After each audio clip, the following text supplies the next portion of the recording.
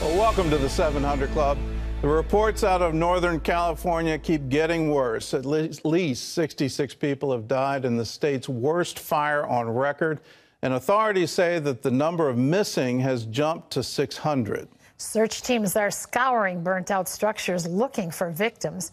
Meanwhile, thousands of survivors have been displaced from their homes, and they're trying to figure out their next steps. Heather Sells has the story. The community around Paradise is still trying to take in the devastation of losing so many people, as well as the trauma it's endured. Yesterday is the worst fire I've seen. Paradise, unfortunately, likely will not be the same city. This woman was giving birth as the fire approached. In the chaos, she was rushed from the hospital and separated from her newborn and husband. And I realized that I'm not going to make it.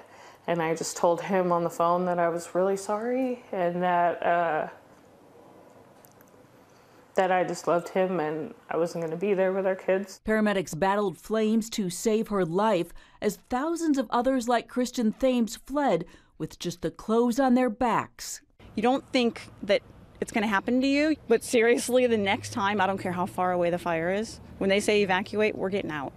More than 50,000 people have no home. Many are living in tents, in church parking lots, Walmart parking lots, anywhere. It's going well. People are enjoying it. They got free food.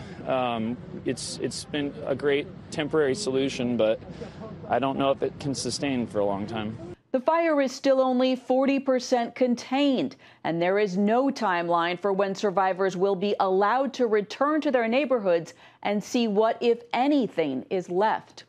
Heather Sells, CBN News. Well, in other news, an early winter storm brought travel hazards across the South and East Coast. Efrem Graham has more of our top stories from the CBN Newsroom. Gordon, the first snowstorm of the season brought several inches of snow, causing deadly accidents and major travel delays. In New York City, transportation hubs were filled with thousands of stranded and frustrated passengers.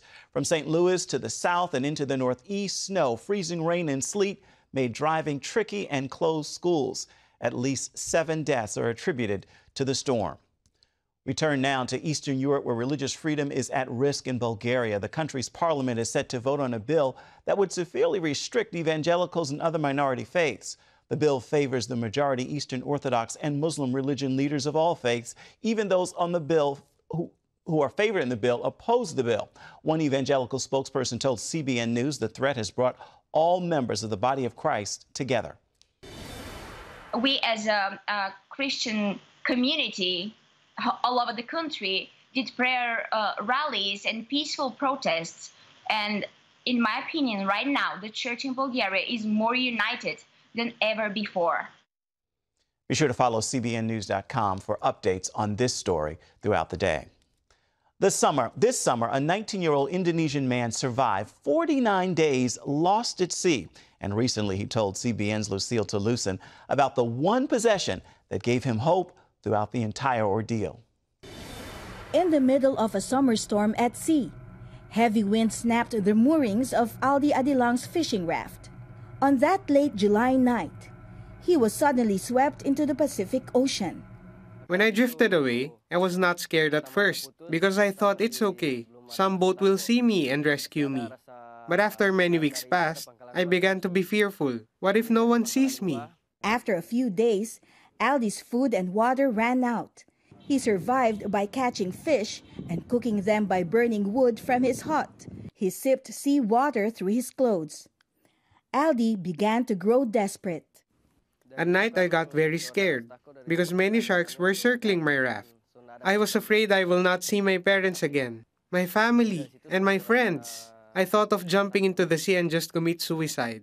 It was on a raft like this where Aldi spent 49 days adrift in the deep seas without a paddle or a motor. He said that he was terrified and almost gave up. But he also testifies that it was the Bible that gave him the determination to live. I had my Bible with me. I become strong again when I read the Bible. I prayed. I also sang worship songs. And when I do this, all my fears are gone. God spoke to me. He said, "Be patient. I will come and help you." After Aldi's rescue off the coast of Guam, he was reunited with his family in Indonesia. Today, they sing together in the church choir about God's goodness and faithfulness that has become so real in their lives. God is so great. I thank God for taking care of me every day. He never leaves us, even in dangerous situations. Lucille Talusan, CBN News, Manado, Indonesia. Amazing. Sounds like the making of a movie. Gordon? It does sound like a movie, but hear that word that God spoke to that young man. Be patient, I will help you. That is a wonderful word for all of us, particularly in these days. Be patient, I will help you. Terry? Smart young man. He had his Bible with him. His Bible with him.